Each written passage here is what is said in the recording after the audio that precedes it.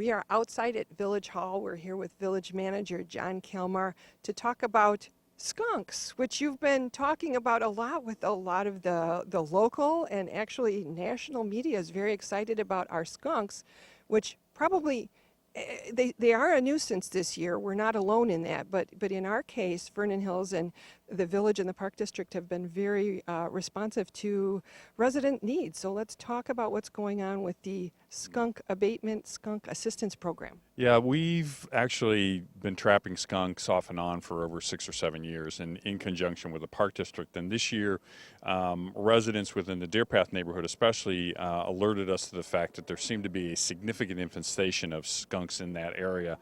And they appeared at a board meeting, requested assistance, and the board, again, working cooperatively with the Park District, decided to ramp up our program a little bit to provide assistance to residents. Not full assistance, but a partial reimbursement for the removal of skunks off of their properties. So that's kind of where we are at this point. We've put together a program so that residents can contract with an individual operator, a licensed operator.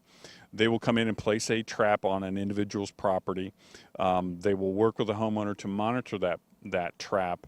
And if in fact there is a skunk that is captured in that, the trapper will then remove it and the skunk will be euthanized.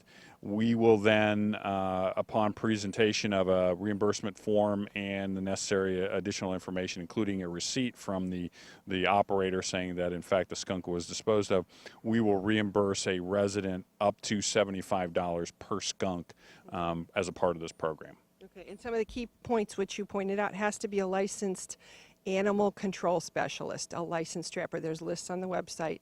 And it's only for skunks. If you get a raccoon or a possum or something else. Yeah, that's exactly right. I mean, and that's an important thing for residents to understand. The contractors are trappers, and they will trap various animals. The question that you have to ask them is, okay, besides the skunk, and we know what they'll do with the skunk, what will you do if you capture a raccoon or a possum or something like that? You may very well be able to work it out with them where they'll just catch it and release it. If it's a problem animal or an animal that has been a nuisance to your property in the past, you have the option of having that animal also removed. However, the village will not reimburse you for that removal. And the thing about when you do this process too, there's a fee to come and set up. It has to be checked every day.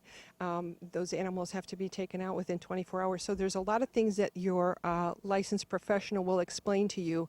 And really the reimbursement is only for that removal of the skunk portion. So be very clear when you're signing your contract so you know what you're signing up for. And they'll also help you too if they're like, I don't think you're a good candidate for skunk trapping because you don't have any activity in your yard or something. They know the animals. Right, exactly, and that really is the key. I mean, we understand that there are some trappers who will say, "I'll place this trap here for this amount. If you want me to check it every day, it'll cost you additional money. If you want to check it and call me if there's something in the trap, we can work that in. There may be a lesser fee that's charged as a part of that." So that's a question to ask the trapper as a part of this the entering into the contract and those discussions associated with that. Well, and when we talk about skunks, you've said you guys, the Park District and the village have had traps out for years, and they've had traps out this whole season. And when it gets to fall and you've got the crab apples falling off the trees and the neighbors feeding the birds and the dog food for the other neighbor out and all these things, sometimes the skunks are smarter than they appear and they just don't go in the traps. So. Well, and that's a very good point. I mean, as a part of the removal process, residents also have to look at their properties and find out how they can, quote, skunk proof it.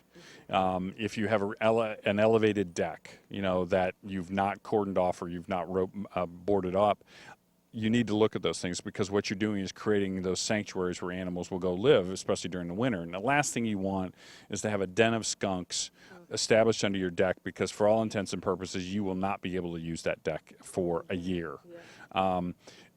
Look for holes around your foundation. If you've got a wood pile, look around those areas. If you've got a shed, look around for holes and those types of things that could provide accommodations for these critters on your property. These specialists or these operators will also provide that kind of service where they'll they'll come out and evaluate your property and tell you where you may have issues and things that you may want to do, and then they may provide a service that helps correct those types of deficiencies. So, it's a full service type of operation for folks. But again, this is really a two-part solution, working to remove them right now, but then also working to prevent them from coming back in the future. And again, that prevention also applies to raccoons and possums and everything else that goes along with that. If you don't want them denning on your property, you need to take responsibility to to animal proof your property against those types of those critters. Yeah, and there's a lot of great natural spaces around us, and it's just they all want to get in by the warmth of the house. That's just what it is. Yep. So there's a lot more information online. The points that you have to follow, there's an outline of what you need to look for if you want to get involved in the skunk program, or you think there's a reason that it would be helpful for you. You can go online, you can ask questions, but do your research, whether it's about the trapper you're hiring or just the process in general. And thank you for being responsive. We appreciate that you and the Park District, the village and the Park District have kind of stepped up, and we can tell it's unusual because, boy, that was a lot of media flurry going around. So. Well, and again, we're very appreciative of the Park District willing to step in and be partners on this. I mean, and it really is a partnership between us, the Park District, and the resident, because the resident is going to have to expend money to place the traps if they choose to participate in the program, and then the Park District and the village are going to spend money to reimburse them for a partial cost. So everybody is going to have a contribution, a financial contribution in this, and we're just very appreciative of the Park District and their role in partnering with us to abate this nuisance. That's why this village works well, partnerships and working together. So thank you for taking the time. If you want to find out more, go on the village website is actually the easiest place to find all the information, but take a little time, do a little research, and hopefully it will be a little less stinky around town as the days progress. So thank you.